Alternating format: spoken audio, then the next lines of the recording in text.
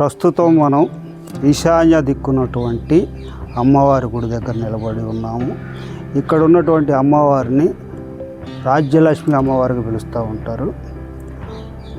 ఇందాక చెప్పుకొని ఉన్నాము ఏమనంటే నాలుగు దిక్కుల అమ్మవారిని అష్టదిగ్బంధన చేసి స్వామివారి శక్తిని నిలుపుదల చేశారని.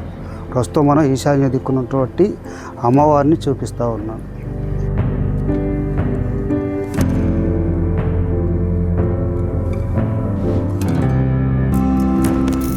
ప్రస్తుతం మనం ఉత్తర దిక్కున ఉన్నటువంటి వేణుగోపాల స్వామి వారి దేవస్థానం నందు ఉన్నాము.